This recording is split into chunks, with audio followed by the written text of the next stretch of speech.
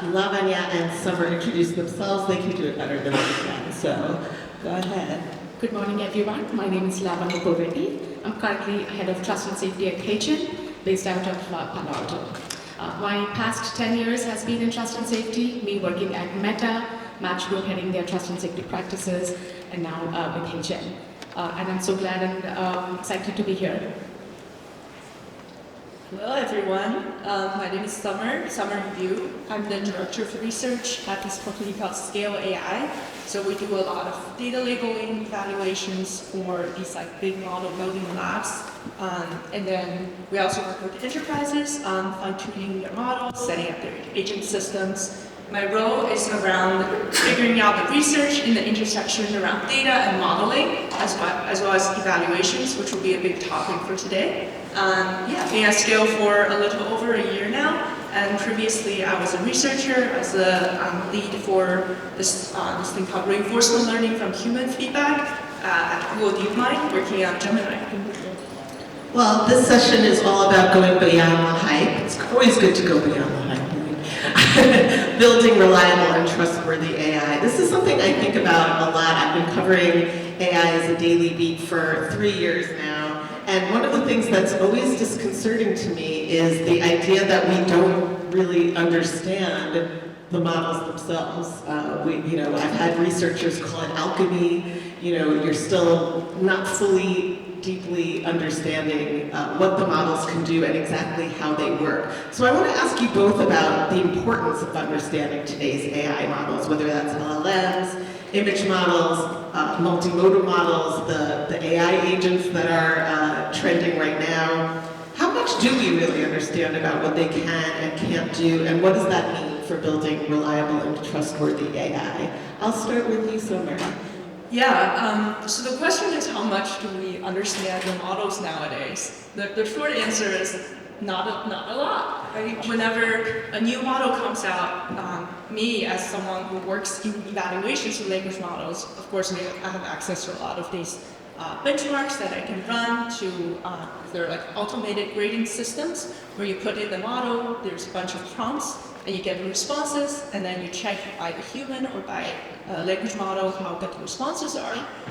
So I have these tools to assess these models. But what actually ends up happening, most of the information I get is I go on Twitter, go on Reddit, I see what everyone is saying. It's the classic vibe check, right? It's oh, Andrew McCarthy today said that this model is really good, and here's the 5 questions he asked the model, the model's really good. So, the short answer here is I think there's a huge gap between where we are right now in terms of model understanding to where we need to be. Plus on to what Summer said, we don't understand the models as much, and the analogy I can give here is a child, a newborn child. You don't know what they're thinking, you don't know what they're going to do, you don't know what they're going to grow up into. So models are very similar. They are what they are today based on the information that you give, but they're also giving out their own information, which is the synthetic data that's getting added every single day to the content that we're seeing. So models are learning, but they're also learning something that probably is incorrect, which is where the disinformation starts coming into picture. Hallucination, as we keep talking about, that comes into picture. So that's where the responsibility of humans actually goes much higher. Where do we draw the line between giving responsibility to the models because they don't know as much as humans know, both in terms of context and intent? And that's why it is always human-backed models, I like to call them, instead of artificial intelligence models. They're not AI models, they're human-backed models. They are what you want them to be. The potential is huge, but the knowledge right now is very limited. So I'm sure for a lot of folks here, that's a little disconcerting to hear. What do you mean that you only know how it works based on how people respond on Twitter or whatever?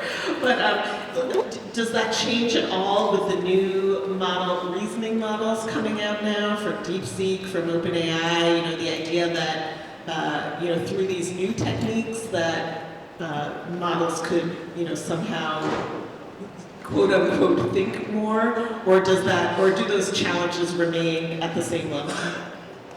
So I think DeepSeek, reasoning models actually, in my opinion, makes it harder to measure their performance. And the reason for that is there's more knobs to tune. Usually, right, you have your model, you serve it, it's in the same shape. Like if I'm talking to the model, you're talking to the model, it's not deterministic output, but it's like similar capabilities. Whereas with the thinking models, the reasoning models, right, you can kind of tune it to be like, think for 5 minutes, think for 10 minutes, think for an hour, and you're gonna get drastically different output. So instead of just evaluating the model on its own, now you have to evaluate the whole system. Like you have to set these parameters on like how many minutes do you actually get to think? What are the tools that you have access to, right? Can you search the internet? Can you run code?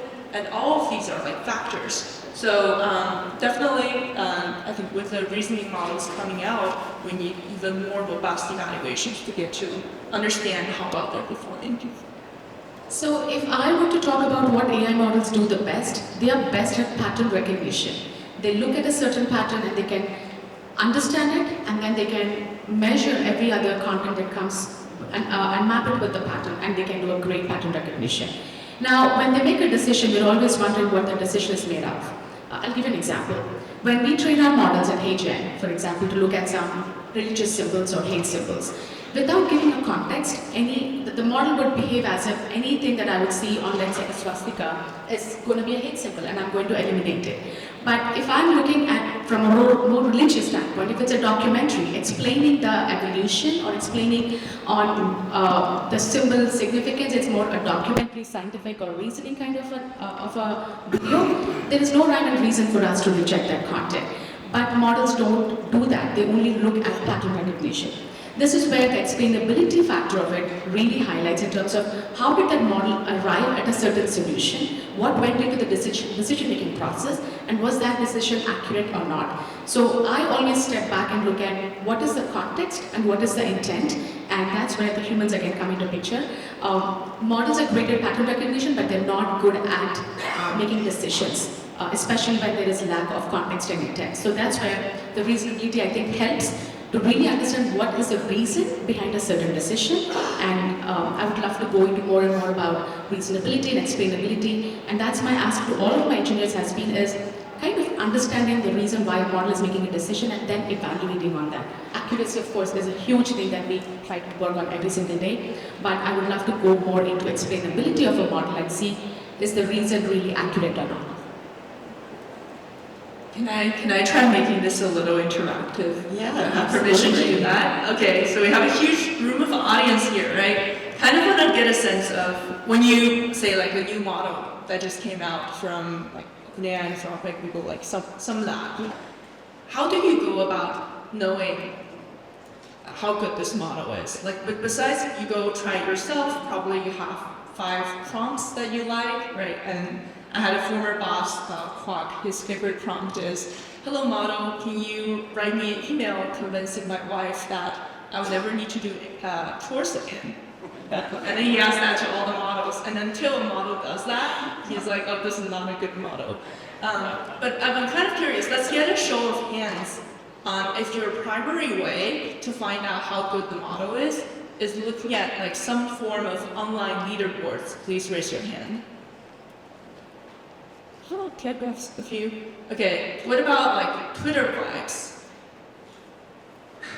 Vibes. Like Reddit? Okay. Talk to your friends. Social influence. Am I missing anything big? Picture. Experiment technique. That's trying it yourself. Yeah, try it yourself first, of course. Yeah. One here. Yeah. So I think the first area where I said leaderboards, there's a ton of online leaderboards out there. We own a leaderboard called Seal Leaderboards. Please go check it out. But I think the gap of how many people are raising their hands in the leaderboard question, right? It's just what do you call it? It makes sense because like what we're measuring in these benchmarks, in these leaderboards, there's a gap between what we are measuring to what you actually care about. So you feel like that's not representative of your use cases and you'd rather try it yourself. So like bringing it back to like the state of evals, we're still, like with this room, we're still at the stage where everyone is checking out the models themselves. Yeah, that's super interesting. And I feel like from an organizational perspective or from the companies building the models, or the applications like HeyGen, I feel like building reliable and trustworthy AI just, at this point, for me covering this space, I feel like the amount of buzzwords surrounding, model robustness and reliability is insane. There's trust, there's safety, there's security, there's alignment, there's evaluations, there's reliability, there's explainability. Can you both talk about the most important things that you think are at play when it comes to these different buzzwords and kind of coming to some kind of understanding about how we need to move forward? AI is only as trustworthy as people place the trust in it. If you don't trust it, it's useless. If you trust it, then that's where you start the adoption of it. All of those buzzwords make sense, but for me, always top of mind is training. How do we make our AI models more fair, more unbiased, and more scalable in terms of the data? So when I talk about bias, when I talk about fair, I'll give you a very simple example. If I fed my AI models an image of a dog, let's say it's a golden doodle, and I said generate an image of a dog, that's exactly what it's going to generate, because that's all the data or the context it has, or all the intent it has, is to generate a golden doodle as a dog. But if I were to draw a picture of a dog, I would probably do a husky, right? Or any dog for that matter, because I have looked at various amount of data. I know what a dog looks like, and I could just be creative about it. So the bottom line is, AI models are as trustworthy as you want it to be, and that trust is only built when it is more fair and more unbiased. Profiling of people becomes such a huge issue right now in terms of, let's say, somebody's hiring. What kind of resumes can you look at when you post for a certain job profile? And there's complete bias in those. Profiling for, let's say, even law enforcement. What kind of people could be potentially fraud or scam or spam, etc. So my top of mind always in terms of beating all of that is, how do we make them fair, unbiased, and reliable? And the way to do that is feeding in more and more training data and more diverse training data at that. Impressive that you can draw the husky. Yeah, so I guess my answer, we'll probably have different answers to this question, right? But I think I agree that the word like safety alignment is such a big word now that everyone is working on some form of safety and alignment. If you're working on any form of model training, we say that, hey, I'm working on aligning AI models because you're making it better. That's like aligning it. So I think it's actually really important for the community to be more precise about what we're describing when we say like safety. So I'm really glad you listed out like 10 words that in the field. This is what I deal with on a daily basis. But in my head, right, there's a few big areas. There's the more classic form of trust and safety that you might hear a lot about, which is around content moderation, right? What is the policies around for your company, for your model, what it's allowed to say, what it shouldn't say, don't say anything illegal, don't say anything harmful. So that's like trust and safety. There's also a form of just generally like evaluations. How much do we understand the capabilities and potential risks of these models? There's this security angle where you shouldn't, a powerful AI shouldn't be able to build like bioweapons, shouldn't be able to enable a bad actor to perform something really bad.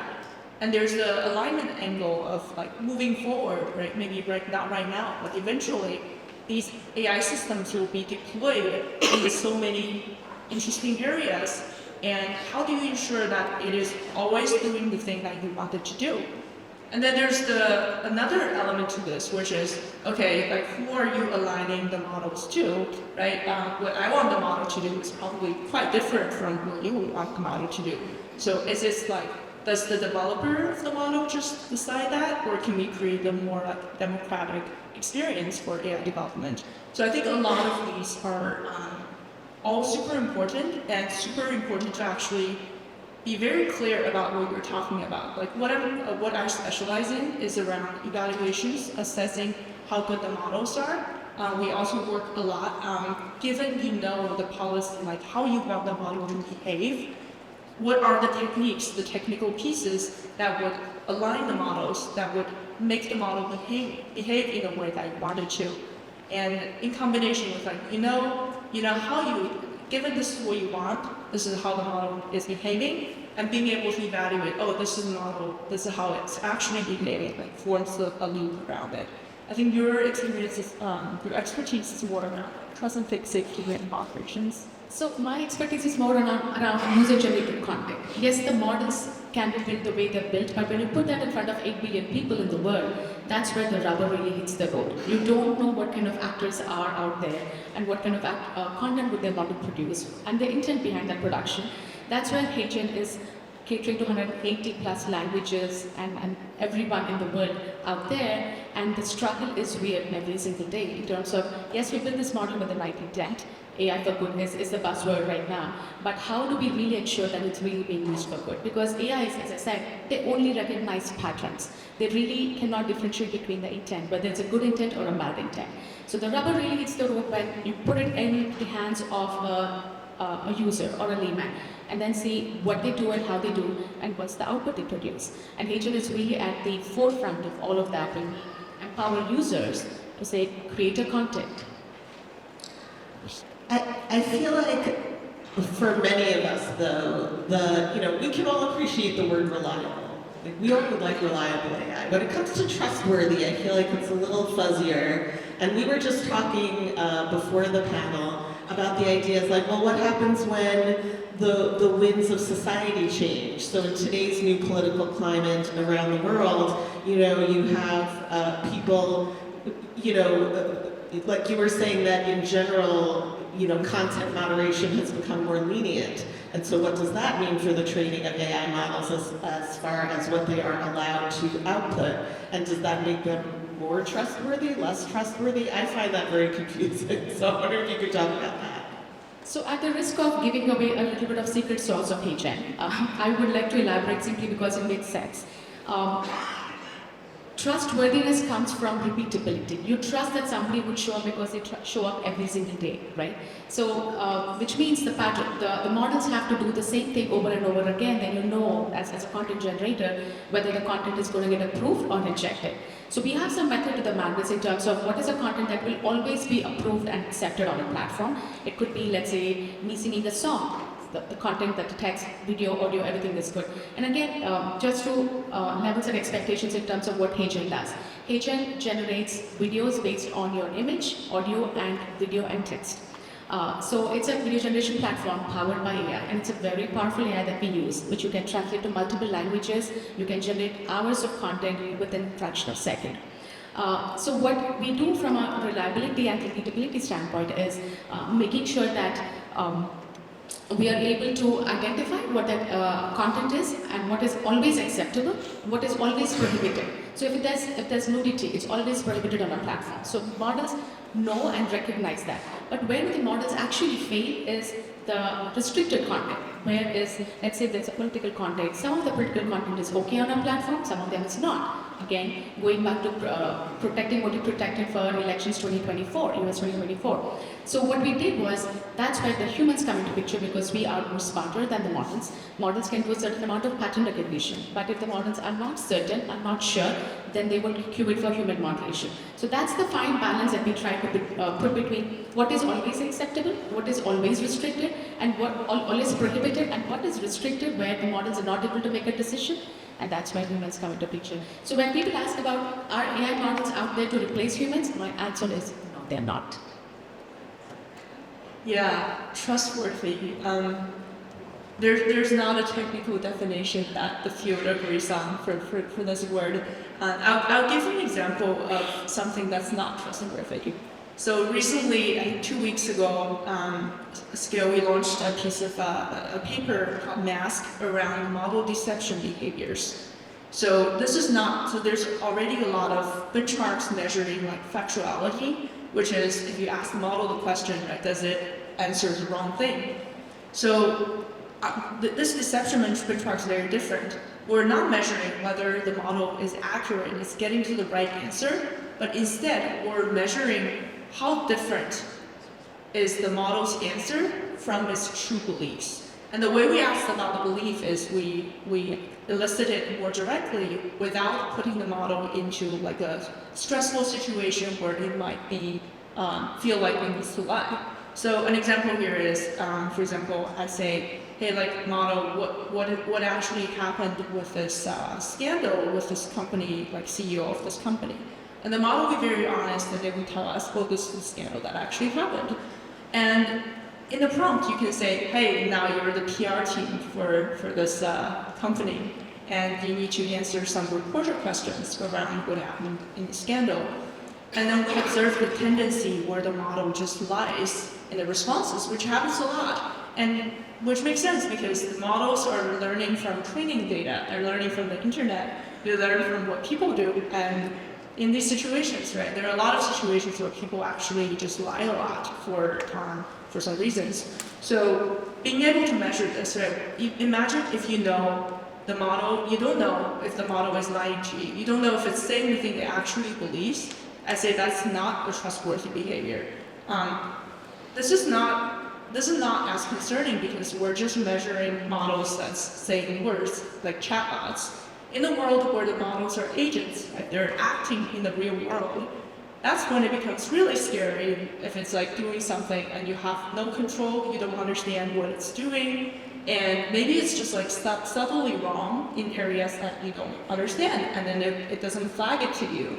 And when they're taking out, like when models and agents become so prevalent, you're gonna see the entire world running, like there's a lot of agents running around doing your errands, doing all this stuff for you, and you don't know what they're doing, and that's pretty scary, and I see that's a big safety problem. And if I may add to what Summer said, that's where the responsibility falls on the platform, product, and the people to make the best of all of the technology that you're putting together. Lavanya, I have a weird question. I was just thinking about on Instagram, I remember there were issues about photos of women breastfeeding. Is that something that's allowed on HeyGen? So again, goes back to context and intent. If you had, and I spoke about nudity in general, so if I were to give that image to the models, they would reject it because again, they only do pattern recognition. They'll be like, oh, I see some female genitalia, or I see breasts, and then it'll automatically take it down. But that's where the context and intent comes in and say, what is it that's being portrayed? Is it an art? Or is it an educational video on breast cancer? Or is it depicting some cultural significance? That's where humans come in and we try to correct it. But will the models learn from it and fix it and go from there? I hardly doubt, because we've tried doing it. Because they're always very binary in terms of pattern recognition. That's where the explainability comes into picture in terms of how did you make this decision? Why do you think this content is incorrect? And why do you think this content is correct? When the models explain themselves, then we have an opportunity to correct them and say, I like where you're going with this, but the actual objective of this was educating on breast cancer, for example. And then the models learning from it. And again, the journey is just 1% complete. We have a long way to go in terms of seeing how the explainability really plays out and how accurate those models will get over the period of time. I think something to add here is at scale we work with all these big labs building models, and then an element to it is generating safety evaluations and trust and safety data to help improve the models. And something very interesting is across these labs you see a huge range of what is allowed and what is not allowed. And give an example, I don't want to call out any specific labs, but something, the same safety evaluation following some safety criteria that we make up within scale would be so different from one lab from the other. And you can be in a situation where you put two labs together and they both feel like they're safer. They're all safer because they're just following different policies. So I think there's also this whole transparency issue that I see in this field, where if you're a platform, right, I think most cases you aren't super transparent about what are the content that's allowed and what is not. I think we're seeing a good trend that people are starting to put out more policies that starting to be more transparent about this. But right now it's still pretty vague. You look at the policies and then, for example, this breast thing, right? I think, I don't know if you can find what you just said on the internet or somewhere, like as a user of the platform? Well, I have a million more questions, but I'm going to ask you guys to think of some of your own, and we've got two mics here that you can come and you have to talk like directly to it. But yeah, I'll take one here. Click about, are you going to read that? Is this on? Yeah. No. Okay. Do you believe that models would be able to learn from human content on the regulars enough that they would once replace it? Or is this an ongoing process that the machine learning there will never come to substitute the creator and just another? Just talk directly into the mic, just to be sure. What's that? Talk directly into it, like close to it. Okay. And would you believe that human moderators, once they are collected, which is particularly what I think they should be, collected on moderators, would then be harder for moderators to use? What was the last one? Would, if you compare the model and the learning that it can do, can it replace the humans? Now, the second part is humans alone or humans collectively? Because I believe that better moderators are always the collectors. So I can definitely take the first part of the questions. The question is, will AI models ever replace humans? And as I said, AIs are good at pattern recognition and doing repetitive things, but they don't, sorry, Samara, I'm going to say this, but they don't really have a solid brain of their own. So what I would use, and what I've been using in the past 10 years, use models for doing content that is a no-brainer. For example, something that is very obvious. So going back to your first question, can AI models replace humans? No, they can be assistant to them, but they cannot be autonomous. And that is where the responsibility falls on us in terms of making it more and more assistant and not autonomous. I think they learn, but they cannot make a hard and fast decision as humans would, because we have a lot more knowledge, we have a lot more context, and we have a lot more empathy that models would have. So we are able to make more and more accurate decisions, and not just HeyGen, but across all user-generated content platforms that we have, including Meta and other platforms. It's the human moderators that make the most difficult decisions, most complex decisions. So that complex decision-making capability has not evolved yet in the AI models yet. And again, I'll use the word yet. Do they have the potential to do that? Probably. And then there's only one way to find out in terms of what the recall and the accuracy metrics would look like, and then kind of increase and dial up that automation more and more. But at the end of the day, they are learning from human actions. So even at HeyGen today, every content that gets enqueued to human moderators, the models are learning from human action. I think that's what someone was alluding to as reinforcement learning through human feedback, RLHF, that is ingrained in terms of AI modeling. Yeah, I think there's actually a lot of future, like there's a whole job family that will get created in the future that would just be people who are monitoring the AIs and making sure that they're doing the right things. I think that job right now exists in small forms, like if you're working on moderations, right, you're looking at what they're doing. But as AIs are doing more and more tasks, I think a lot of these jobs will become that, and it will also have like other AIs assisting the humans in making sure that they're ensuring that AI is doing the right things. I don't see a world where AI is just doing everything on their own. I think there's always going to be a human element to it, and I think it's good that we're headed towards a world where there is a human element to it. I want to go back to a question, Sharon, earlier when you asked about the new administration and what does it mean for AI regulations and policies. I definitely see in the next 4 years those policies looking different than what it was in the past 4 years. And not just in the US, but across the globe, with change in administrations in every country, including EU. What that means is we constantly looking at our policies at HeyGen, making sure that we are able to find that balance between innovation and technology, and making sure that our creators are able to do what they still want to do. Where do we draw a line between free speech versus hate speech? Where do we draw a line between political content versus satire? And all of that stuff. So that's a constant evolution. We're constantly moderating our policies. In fact, going back to the question of humans replacing AI models, we doubled our human moderators from the time I joined last year, simply because we know there's a need to constantly find that balance between creativity and innovation.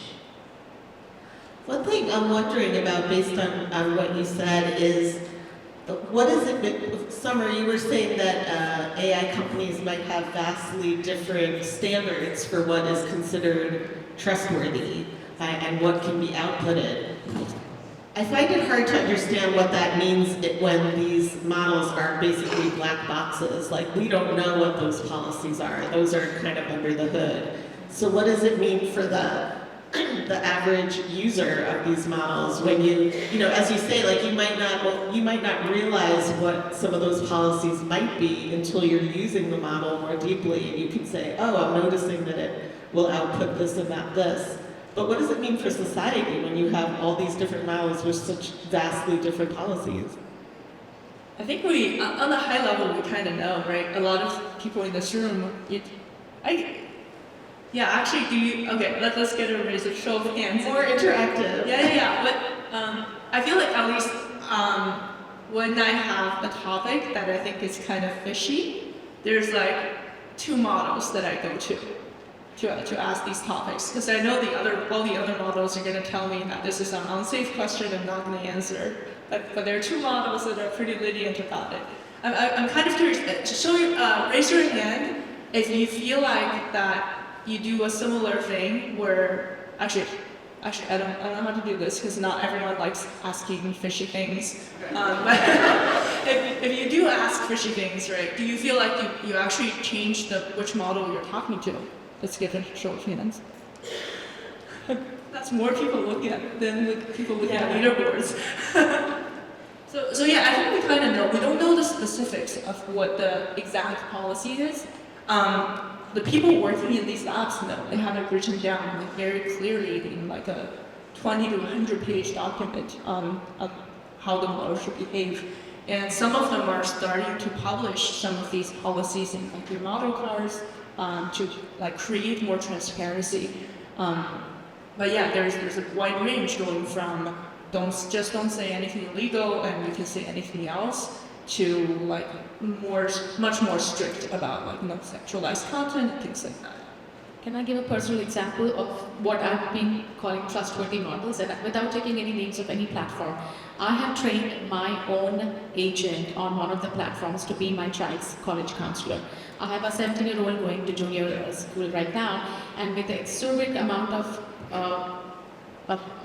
fees I would have to give to a college counselor, I said, I'm going to do it myself.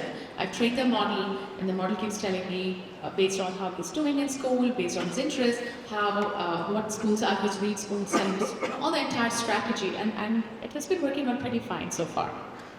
But that's the amount of trust I'm placing on a model, 1 or 2 models, to see and putting my son's future in their hands and saying, give me the strategy, which school should he apply to, and probably even potentially getting some cues in terms of admissions and process and stuff like that. If I have to find out what scholarships are out there, I think they give a very good recommendation in terms of, because your son is interested in these kind of majors, this is what you should be looking at. And those are spot on when I draw parallel with a counselor, what they really would give. It was only after I decided to move to the models and say, no, you're a better counselor, or I'm able to give a more niche and pointed direction to me rather than a counselor would.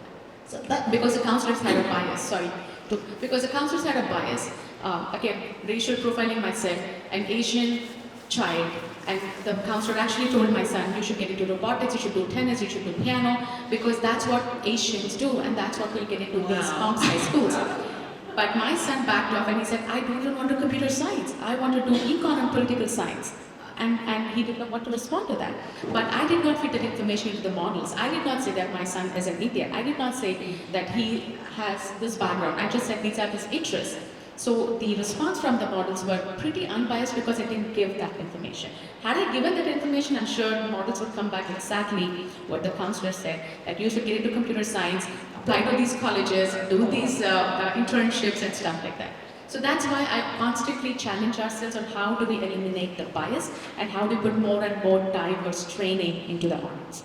We did also kind of makes me think of another thing we were talking about before the panel, which is that when it comes to trustworthy, reliable AI, it also depends on the use case, how much you want that. Like a more creative use of the models, it may not matter so much whether it is, accurate in the same way. And maybe you wanted to think a little more out of the box and do something more creative, whereas in another case, you really need it to be all buttoned up. Can you talk about that? So that's where the AI models come in as a collaboration and not a replacement. Like going back to the same example that I gave, the information I got from the model about what my child's college strategy should look like, I could just take it as is, but I added my own spin because of what I could afford, what my child would be interested, what kind of schools would he want to go in, small schools or big schools or small towns or big towns, etc. That's where the human mind or human decision making comes into picture.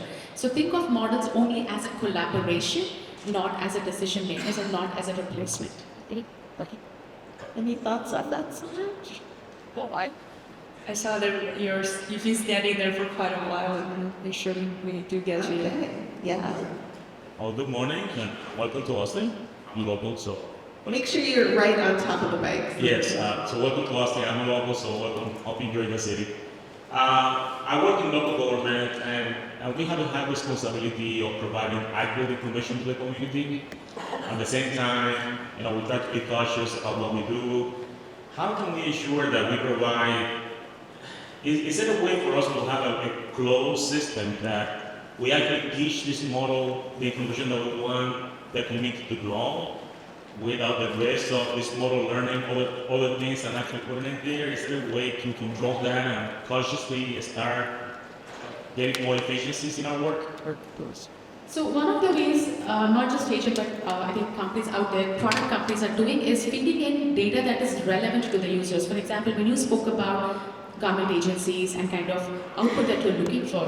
So RAG is a very good way of inputting the data that you want and the responses that you're expecting. So try to localize the data as much as you can to get the output that you have. So for example, again, I was talking about resume profiling, for example. What kind of diverse resumes, probably, let's say if you're hiring, what is it that you get? Feed in all of that historical information that's relevant to your local zip code and to your local culture. That's when you would get most out of these AI models. If I fed in information, let's say from New York, may not be relevant to Austin, right? And then you'd be like, what is the model even talking about?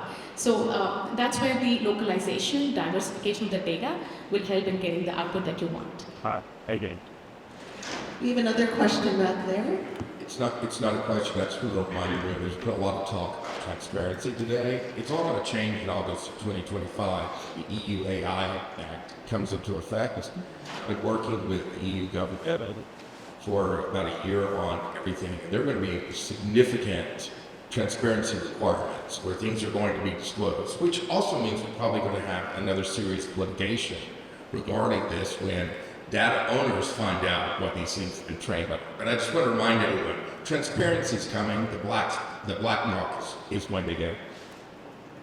Thank you for that thought. And we'll be working on the EU AI Act transparency and doing the best that we can. Yes. Hey, good morning. Thanks for that. I work with the healthcare spectrum.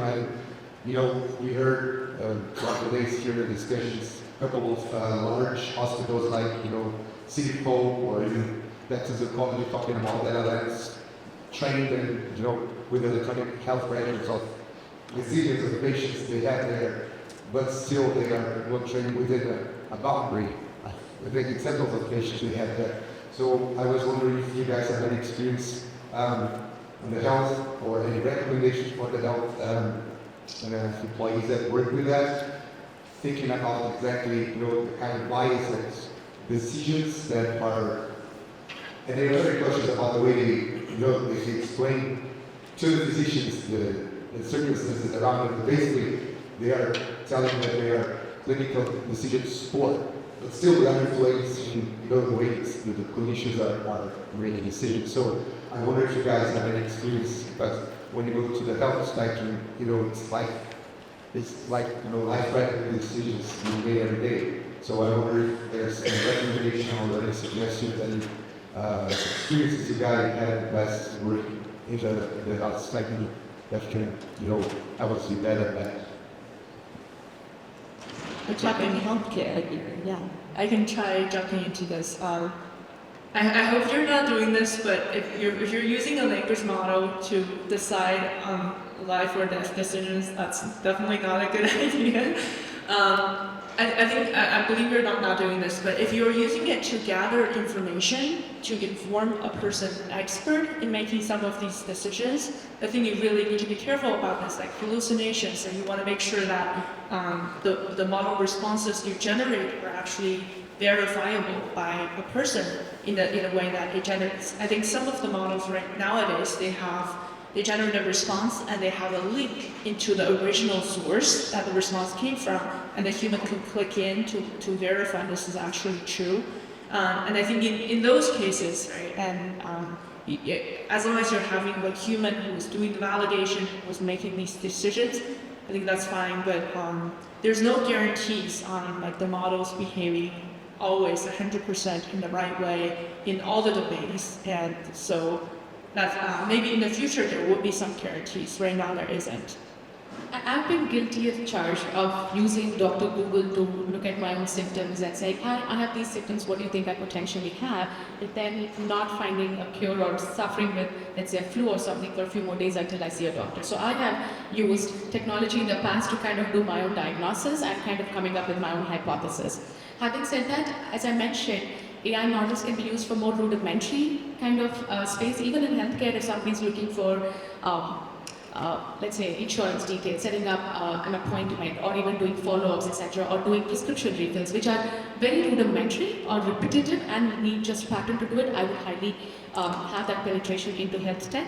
Having said that, from a diagnosis standpoint, I don't think models are autonomous yet to be able to do that, and that's where we need to draw a line between where do I hand off from the artificial intelligence to the real intelligence, and hand off from machine to human for the humans to know what they're doing. I see.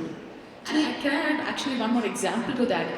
Have anyone taken a Waymo ride in San Francisco area, which is where yeah, some of us have. So I spoke to a few drivers in San Francisco area on what their experience has been with Waymos driving around. And here's what we usually do. When we stop at a stop sign and there's another car that approaches, you're trying to be very generous, maybe you're like, you can go ahead. You can't do that to Waymo. That machine is not even looking at your hand gestures. They're not looking at your body language. Are you gonna go first? Should I gonna go? I'm not gonna go first. They are designed to be a model that will always prevent accidents. So even if it is not your right of way and you try to go first, Waymo is going to stop because it is designed to not do any accidents. But it is very creepy for the other drivers on the road to not have that human interaction to say, I'm going to let you go first, or I'm going to cut in front of you. You could very safely cut in front of Waymo because it's always going to stop. I'm not promoting that you should cut in front of Waymo, but all I'm saying is this is where the artificial intelligence comes into picture, where that decision making, that autonomy doesn't exist. But they're trying to figure out on the aggressiveness of the drivers as well, between Austin, San Francisco, New York, etc. But all I'm trying to say is you need to always have that common sense, and it goes a long way when you interact with AI models. Do you think a little bit, sometimes I think that, when it comes to life or death use cases or just very complex use cases, sometimes I feel like enterprises, organizations, maybe it's a little bit of wishful thinking, like they really want the AI to be able to do this and they wish it could, but it's not quite there yet. But I wonder what that means in an age when potentially we have government agencies using AI for different use cases in the US government, for example. Are we kind of pushing too hard and fast without really thinking about the danger of the particular use case? I kind of want to call out a thing that might be obvious to some folks here, but that we haven't explicitly said about the life or death use cases. is that the human baseline here is really important. Right? Without the AI, right, how good is the best expert human that you be? What's your alternative? In the Waymo case, for example, I think Waymo cars are actually really good, or like self-driving cars are generally really good. I have this funny anecdote that's not that related, but I want to tell because it's really funny. I have a friend who was talking to this homeless person in San Francisco, and the homeless person is trying to jump into a self-driving car to get hit, to get compensation by the company. And this homeless person has tried again and again and again, just like jumping in front of the Waymo, and the Waymo always stops. The Waymo is really good at not hitting the person. The person still like never been hit by a Waymo to this day. And then if he had actually jumped in front of a real human car, he would have been hit by now. So I think in some of these areas, right, even when it's like very high stakes situations, sometimes the models are just quite good at it, and the humans are quite bad at it. So I think we need to think about what's the baseline we're actually operating with. Well, I just want to say I love Waymo, and as the rider inside the Waymo, I feel very trusting of Waymo. I think there's a question back there. Yeah, thank you. First off, I want to say thank you to the three of you for sharing your knowledge with safety and trust, especially with AI being such a bleeding edge technology. In relation to safety and trust, in one of the earlier sessions I attended, that was kind of an enlightening moment for me, was regarding critical thinking within humans, especially with future generations with these AI technologies. It's shrinking that part of the brain as people are becoming more and more reliant on the AI technologies. And both of you have mentioned being transparent about using AI as more of a collaborator, not as a decision maker.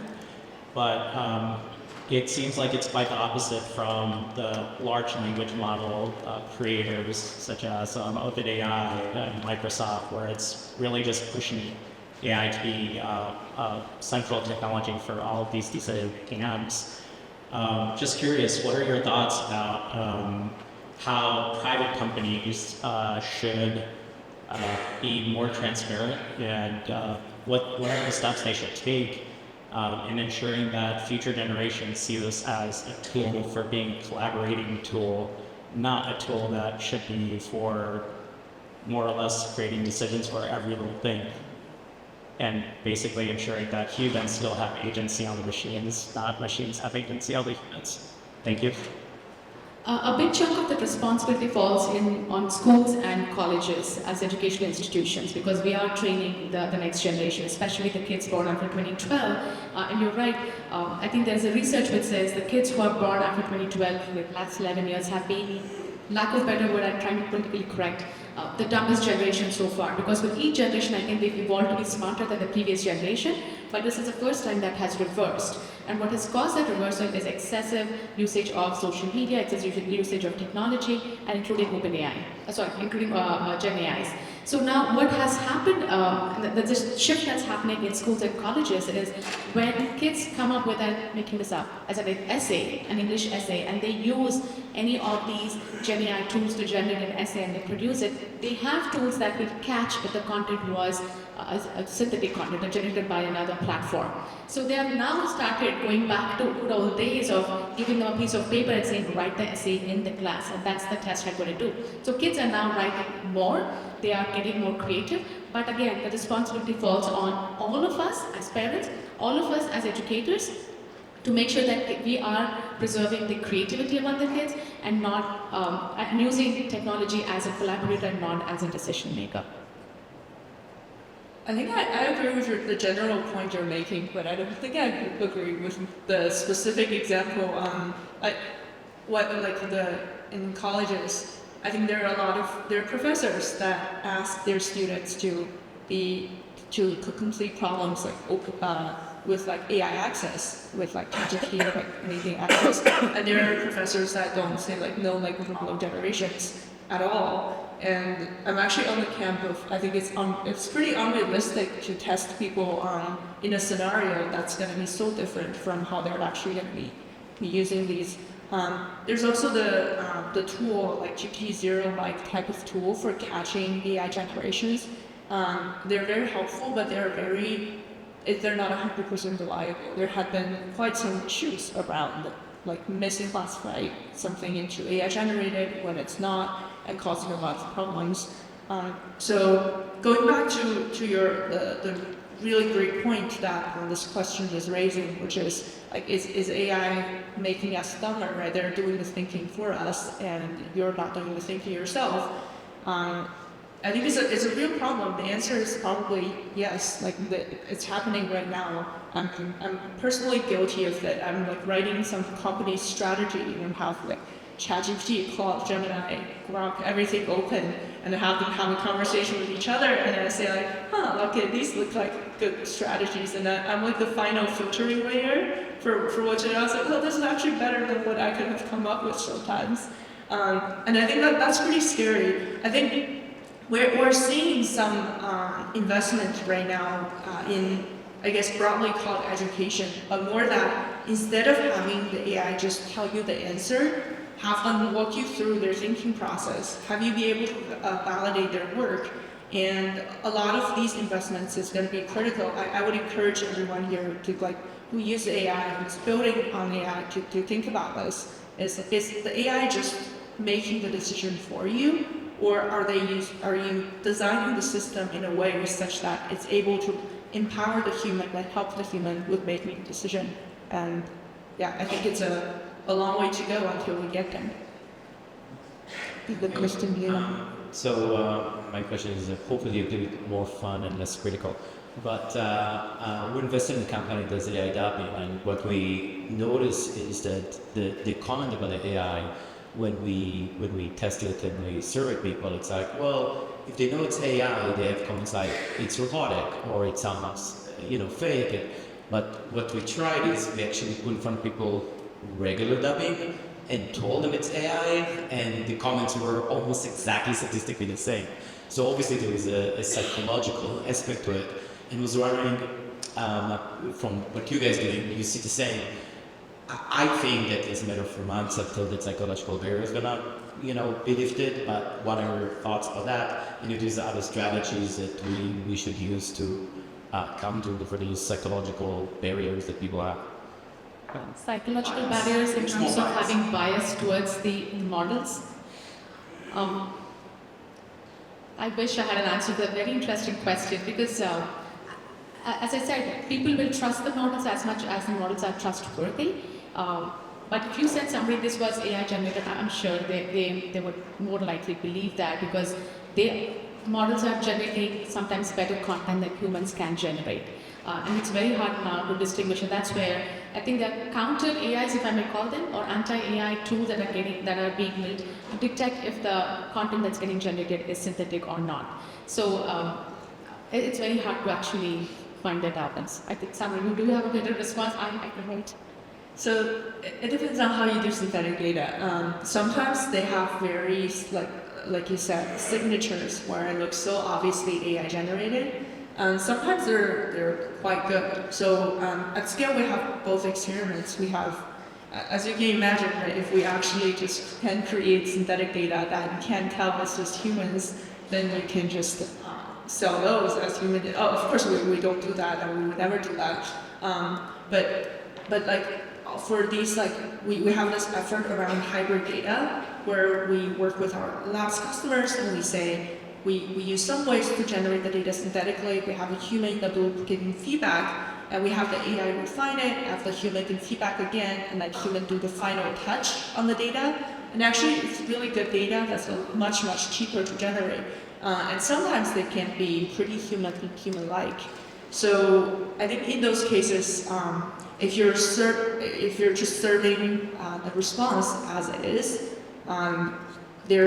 depends on your audience. Sometimes people are like, oh, this is human, this is not human. But if you say it's hybrid, people are more likely to accept it as, oh, the human did the last touch, so we trust it more. I don't think that directly addressed your question around how do we deal with people's trust when they know that something is from the AI.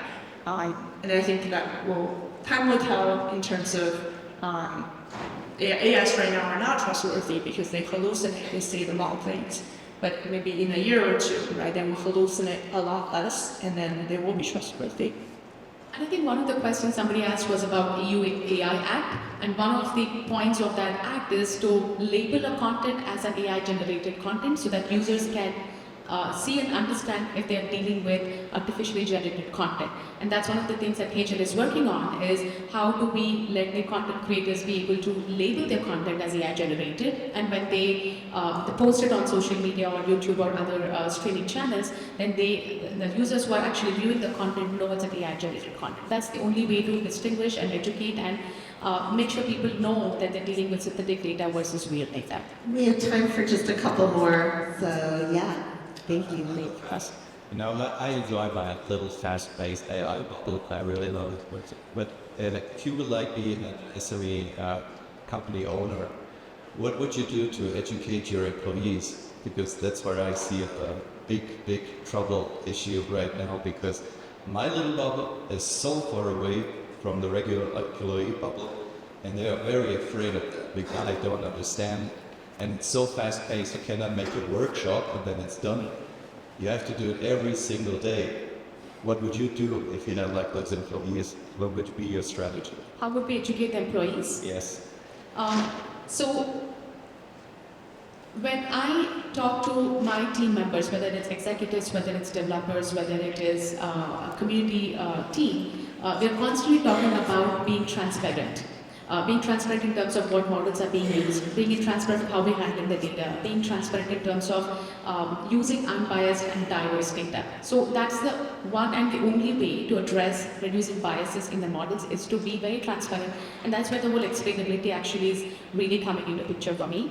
But one thing I keep telling the developers is my intent and why am I doing what am I doing, to protect the platform, to protect the users. So that needs to happen on an educational basis, is to make sure that the companies aligned on the intent of using AI and using AI for good. As long as that intent is there, every project, everything that employees will work on will align with your mission and vision. And the second thing is making sure that none of the data is skewed towards one demographic versus the other, using as much diverse data as you could. And I think I've beaten the data point to death here, but that is the only way to build an unbiased AI model which is good for everyone. What about a company that has nothing to do with AI, and you're looking to educate employees about AI? Exactly. Like a normal marketeer or something who's in finance and sales. Yeah, and they can't keep up with all the latest news and all the latest things they need to know. Yeah. Kind of like this training that all companies will need to do. It's a huge problem, and I see this firsthand because Scale, on the one hand, we work with these like biggest model building labs who are building the most frontier technology ever, and then we work with these like large enterprises where we help set things up, and they're just two different worlds, right? There's the frontier building labs, like model building labs going like, oh, like how do we build, like next year we're gonna build AIs that's like superhuman and can do everything better than anyone in the world. And then they're like worried about risks in that whole world. And then we go to enterprise model build, like enterprise customer, and they'd be like, yeah, so what is RAG again? Like how do I do it? So there's a huge drastic difference. I think right now you're seeing some of the startups and like even like Scale, right? There are companies that are bridging the gap between like enterprise, like real adoption of AI applications with these like frontier models. So if you come work with Scale if you're interested in. Sorry, I do want to make sure we can get one last question in. Yeah. Good morning. Yesterday there was a fascinating session where the likes of Pepsi and some other, Ford and some other companies, now they're using agent-to-agent communications and presenting a single view of customer to their agents. I wonder if you guys have an opinion on how much trust and safety would be a filter for personal agents going forward. So if I tell my agent to book me a reservation at an Italian restaurant, that'll automatically avoid ones that have been had up for food poisoning or other bad reviews. So the extent to which personal agents will use trust and safety as a filter for activating their own demands. So agent safety, I guess. Yeah. Please say. So Agent safety for the The employees. safety of data in AI agents, yeah? For an AI agent working on your behalf, carrying out your commands will put a trust and safety filter over what they select. The boundaries that you can set on your data, Exactly. right? Around agents. Yeah. We should follow up. I feel like Yeah. We can follow up on that after when we're all finished here. Well, we're I'm running going to out of get a little bit time. more context to your question so that I can answer it Yeah. better. So is it okay if we can take this offline? Yeah, Thank you. absolutely. Thank you so much to Summer and Lavanya, and thank you all for being